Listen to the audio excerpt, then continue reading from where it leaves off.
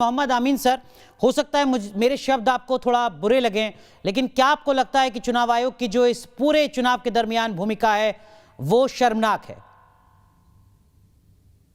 देखिए, ये आप लोगों का जो तथ्य है वो आप जाने, लेकिन जहां तक सवाल है चुनाव आयोग का, तो चुनाव आयोग ने ऐसी कोई गलती नहीं की थी पहले, क्योंकि उस समय ये ऐसी वैश्विक महामारी इतनी भयंकर स्थिति में नहीं थी। ये जब हमारे 5 चुनाव की तारीखें निकल गई, अब लास्ट चुनाव रह गया है, तो ये छठे में दौर में इस तरह की मुसीबत आई है। और अगर इस तरह की मुसीबत होती तो उस पर चुनाव आयोग विचार करता। अब देखिए, जहां तक सवाल है कि इसमें कोर्ट भी आगे आ गए, सभी लोग आ गए और इस तरह की स्थिति बनी है। इसके लिए देखिए, चुनाव आयोग के अपने अधिकार क्षेत्र हैं, उन्होंने कोई गलती नहीं की है चुनाव करा के। चुनाव आयोग ने जो किया है सर, वो अगर नहीं करता। चुनाव आयोग के जी अधिकार क्षेत्र हैं, तो अमीन जी साहब, क्या आपको लगता है कि चुनाव आयोग ने अपने उन ताकतों का, अपने उस अधिकार क्षेत्र जी का इस्तेमाल किया?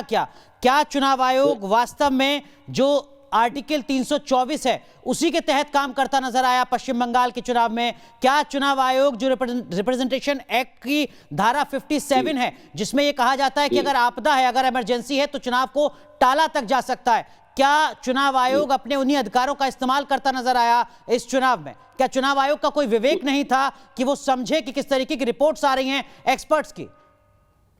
देखिए, जिस वक्त ये बात आई थी तो बिहार में चुनाव हुए और आसानी से चुनाव हुए, कोई ऐसी प्रॉब्लम नहीं आई। और यहाँ भी सारी स्टेट में चुनाव हो चुके थे। बंगाल के लास्ट फेज में 6, 7 और 8 फेज के अंदर ये समस्या आई है। लेकिन आपने देखा होगा कि कल भी चुनाव हुए, जो हमारा 7वां फेज था और अब 8वां फेज होगा, तो उसके लिए भी उन्होंने सर, 72 चुनाव घंटे होना का अलग बैन बात लगा है, दिया। जी चुनाव के चलते मौत और संक्रमण का आंकड़ा बढ़ना उसी से जुड़ी दूसरी बात है जो कहीं ज्यादा गंभीर है। कोलकाता में जहां 7वें चरण का चुनाव आपके मुताबिक शांतिपूर्ण हो सकता है, वहां पॉजिटिविटी रेट 50% है। सर, पूरे सूबे में इस वक्त पॉजिटिविटी रेट 25% से ज्यादा है। हर चौथा व्यक्ति कोरोना का संक्रमित है। चुनाव तो हो रहे हैं कागजों में शांतिपूर्ण तरीके से, इसमें कोई शक नहीं है।